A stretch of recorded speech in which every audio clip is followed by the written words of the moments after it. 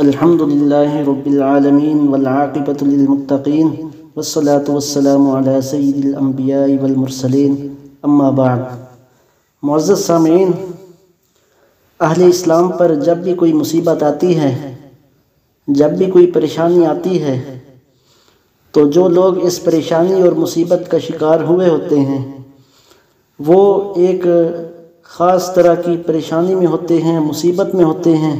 ان پر غم کے پہاڑ ٹوٹے ہوتے ہیں۔ لیکن دوسری طرف بعض مسلمانوں کی حالت یہ ہوتی ہے، ان کی زبانوں پر یہ الفاظ ہوتے ہیں کہ دیکھو یہ لوگ گناہ گار تھے، اس وجہ سے اللہ تعالیٰ نے ان کو آزمائش میں پکڑا، شاید ان کے گناہ زیادہ ہوں گے اس وجہ سے ان کے اوپر یہ مصیبت آئی ہوگی۔ اسی طرح ہوا کہ ابھی ترکیہ اور شام کے اندر چند دن پہلے زلزلہ آیا تو ایک طرف یہ حالت تھی کہ سینکڑوں ہزاروں مسلمان لقمہ اجل بن گئے، ان کے گھر تباہ و برباد ہو گئے، ان کے شہر صفحہ ہستی سے اجڑ گئے، بڑی بڑی فلک بوس عمارتیں پلک جھپکنے میں زمین پر آ گریں۔ وہ لوگ ابھی اسی پریشانی اور اسی غم میں تھے کہ بعض طرف یہ خبریں چلنا شروع ہوئیں، بعض لوگوں نے یہ طرز عمل اختیار کرنا شروع کیا کہ دیکھو یہ ترکیہ اور شام والے گناہ کر رہے ہوں گے، ان گناہوں کی سزا ملی ہے، یہ اپنے گناہوں کے اندر غرق ہوں گے تو اللہ تعالیٰ کا ان کے اوپر عذاب آیا ہے، دیکھو ان کے اعمال اچھے نہیں تھے اس وجہ سے اللہ تعالیٰ کی ان پر آزمائش آئی ہے۔ یہ الفاظ اور یہ طرز عمل اور تبصرہ بعض لوگوں کی طرف سے سننے میں ملا ہے، یہ بالکل غیر شرعی بات ہے اور ان مسلمانوں کے زخموں پر نمک لگانے کے مترادف ہے جن کے اوپر آزمائش کی یہ گھڑی آئی ہے۔ سب سے پہلی بات تو یہ سمجھ لیجئے کہ اللہ تعالیٰ کی طرف سے کوئی بھی آزمائش اور کوئی بھی پریشانی آتی ہے تو اس کا یہ مطلب ہرگز نہیں ہوتا کہ یہ گناہوں کی سزا کی وجہ سے آئی ہے۔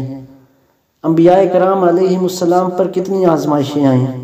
کتنی پریشانیاں آئیں، تو کیا یہ نعوذ باللہ انبیاء کرام علیہ السلام کے گناہوں کی وجہ سے تھی؟ صحابہ کرام رضی اللہ عنہم پر کتنی مصیبتیں آئیں، کتنی پریشانیاں آئیں، کیا یہ سب ان کے گناہوں کی وجہ سے تھا؟ ایسی بات بالکل نہیں تھی۔ ضروری نہیں کہ اللہ تعالیٰ کی طرف سے آزمائش صرف گناہ کی وجہ سے ہی آئے، بلکہ عین ممکن ہے اور ایسا ہوتا ہے کہ اللہ تعالیٰ بعض اوقات ایمان کی ترقی کے لیے بھی آزمائش دیتے ہیں، اللہ تعالیٰ بعض اوقات ثابت قدمی عطا کرنے کے لیے بھی آزمائش دیتے ہیں، اللہ تعالیٰ بعض اوقات کسی مومن کا ایمان بڑھانے کے لیے بھی اس کو آزمائش دیتے ہیں، اور اللہ تعالیٰ بعض اوقات کسی کے درجات کی بلندی کے لیے بھی اس کو آزمائش دیتے ہیں۔ تو یہ مطلب نہیں ہوتا کہ ہر مسلمان کے اوپر آزمائش صرف اس کے گناہ کی وجہ سے ہی آئی ہے۔ تو جب شام اور ترکیہ کے مسلمان گناہ کر رہے ہیں تو کیا جو لوگ یہاں پہ یہ تبصرہ کر رہے ہیں کہ ان کے گناہوں کی وجہ سے ان کے اوپر آزمائش آئی ہے، تو کیا یہ لوگ گناہوں سے بالکل پاک ہیں؟ کیا یہ لوگ گناہ نہیں کرتے؟ اگر اللہ تعالیٰ چاہتے تو یہ آزمائش ان کے اوپر نہ آتی بلکہ انہی لوگوں کے اوپر آ جاتی کہ جو لوگ یہ تبصرہ کر رہے ہیں ہمارے اوپر آ جاتی،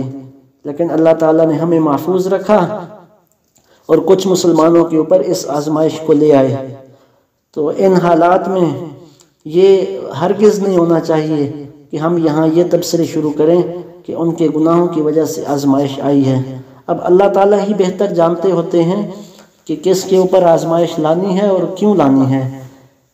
اگر بالفرض ان کے اوپر ہی آزمائش آئی بھی ہے، ان کے گناہوں کی وجہ سے ہی آئی ہے، تو وہ تو اس آزمائش کی وجہ سے سرخرو ہو گئے، کیونکہ حدیث مبارکہ میں آتا ہے کہ اس طرح کی جو موت آتی ہے دیوار کے گرنے سے یا کسی چیز کے گرنے سے یا زلزلے کی وجہ سے، حدیث مبارکہ میں تو اسے شہادت کی موت کہا گیا ہے۔ تو اب وہ تو یہ شہادت کی موت پا کر سرفراز ہو گئے اور ہم پیچھے بیٹھ کر ان کی غیبتیں کر کے ان کے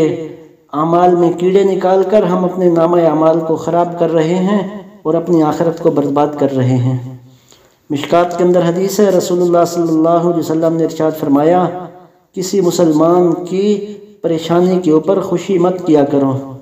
عین ممکن ہے کہ اللہ تعالیٰ اس مسلمان کو پریشانی سے نجات دے دے اور تمہیں اس کے اندر مبتلا کر دے۔